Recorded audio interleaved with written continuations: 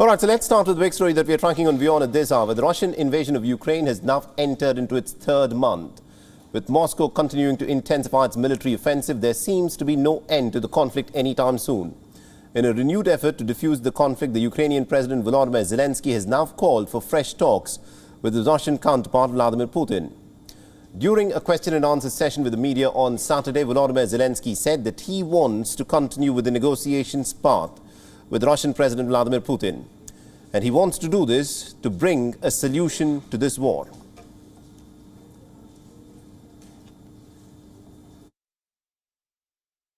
Полягав з самого початку на перемовинах з лідером Російської Федерації, тому що вважаю, що будь-які формати щодо зустрічей через посередників з Росією або передавати ту чи іншу інформацію лідеру Російської Федерації через дружні країни, я вважаю, не дасть бажаного результату.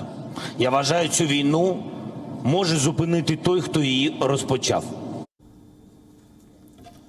Volodymyr Zelensky, meanwhile, has also confirmed that the US Secretary of State Antony Blinken and Defense Secretary Lloyd Austin are making their visit to Kyiv.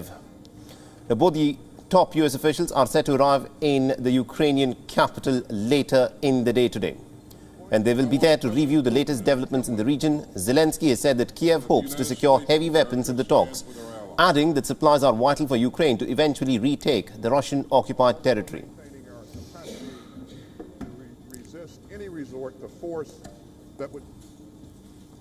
Завтра до нас приїжджають люди зі Сполучених Штатів Америки. У мене буде зустріч з міністром оборони і з державним секретарем Сполученим Штатам, з паном Блінкеном. Зброї, яка нам необхідна, і про темпи її постачання. Ще раз підкреслю, я вважаю, останній тиждень сигнали, меседжі, кроки, терміни, кількість, все це я говорю про зброю від Сполучених Штатів, все покращилось.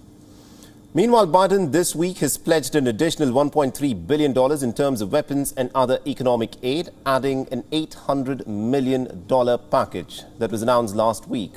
The visit will be the first ones by the top US officials to Ukrainian capital since Russia invaded into Ukraine back on the 24th of February. The British Prime Minister Boris Johnson and also the European Commission President Ursula von der Leyen had previously visited Kyiv to show support for the Ukrainian government. Volodymyr Zelensky reiterated his warning, saying that Ukraine will break off talks if Russia were to kill the remaining Ukrainian soldiers in Mariupol. This comes a day after Mariupol officials had said that at least about 100,000 civilians still continue to remain trapped in the city, even as Russia has intensified its attacks. It also criticized the UN chief's decision to visit Moscow first during his upcoming tour this week, and he's described this move as a clear mistake.